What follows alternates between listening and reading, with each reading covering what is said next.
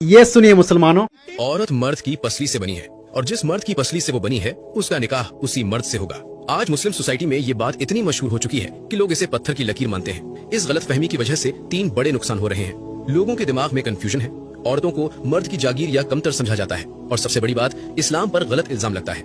लेकिन आज इस वीडियो में हम 100% रियलिटी चेक करेंगे। हम अपनी तरफ से कुछ नहीं बोलेंगे बल्कि कुरान और सही हदीस के सबूत आपके सामने रखेंगे ताकि आज के बाद इस टॉपिक पर कोई डाउट बाकी न रहे। इस्लाम की बुनियाद कुरान है, तो सबसे पहले देखते हैं कि अल्लाह क्या फरमाता है। सूरह अन-निसा आयत नंबर 1 में अल्लाह ने इंसान की पैदाइश का उसूल बताया है। अल्लाह ने तुम सबको एक ही जान नफ्स वाहिदा से पैदा किया और उसी से उसका जोड़ा बनाया। यहाँ बातें बिल्कुल शीशे की तरह साफ है। कुरान ने कहीं भी किसी भी आयत में पसली यानी रिब का लफ्ज इस्तेमाल नहीं किया। अल्लाह साफ कह रहा है कि मर्द और औरत दोनों की असल एक ही है। इस्लाम में पैदाइश के एतबार से कोई भी ऊंचा या नीचा नहीं है। ये वो बुनियाद है जिसे समझना सबसे जरूरी है।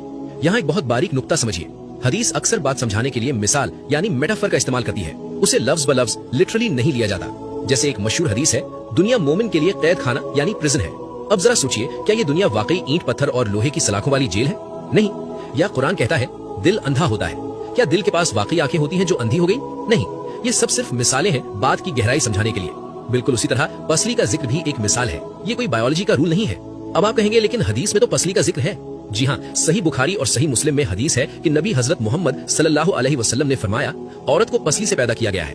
यहीं पर लोग गलती करते हैं। हदीस अक्सर बात समझाने के लिए मिसाल यानी मेटाफर का इस्तेमाल करती है। पसली को मिसाल क्यों बनाया गया? यहाँ एक और बात समझना बहुत जरूरी है क्योंकि लोग अक्सर कंफ्यूज हो जाते हैं। याद रखिए, पसली और रीढ़ की हड्डी में जमीन आसमान का फर्क है। पसली आपकी कमर में पीछे नहीं होती बल्कि सीने में आगे की तरफ होती है। अल्लाह ने पसली को रीढ़ की हड्डी नहीं बनाया जो बोझ उठाए, न ही पैर की हड्डी बनाया। उसने सीने की हड्डी चुना, वही जगह जहाँ दिल यानी हार्ट धड़कता है, ताकि औरत हमेशा मर्द के दिल के करीब रहे। ये फर्क समझना बहुत जरूरी है। पसली हमारे सीने में दिल और फेफड़ों की हिफाजत करती है। पसली सीधी नहीं होती, वो कर्व्ड मुड़ी हुई होती है। अगर आप पसली को हथौड़े से सीधा करेंगे तो वो टूट जाएगी।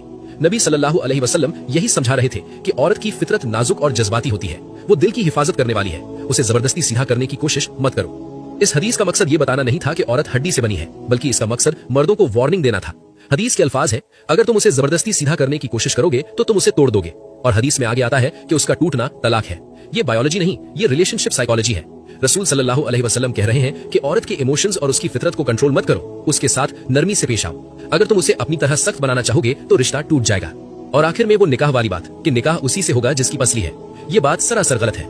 इस्लाम में निकाह तकदीर और पसंद का मामला है, हड्डियों के जुड़ने का नहीं। तो खुलासा ये है, कुरान कहता है मर्द औरत एक जान से बने हैं। हदीस में पसली सिर्फ एक मिसाल है। औरत को कमतर समझना बंद करें। इस्लाम औरत की इज्जत और हिफाजत सिखाता है, हड्डी बताकर उस पर राज करना नहीं। इस जानकारी को फैलाएं ताकि लोगों का भ्रम टूटे। सही फैक्ट्स के लिए हसन फैक्ट्स को सब्सक्राइब करें। जज़ाकल्लाह खैर।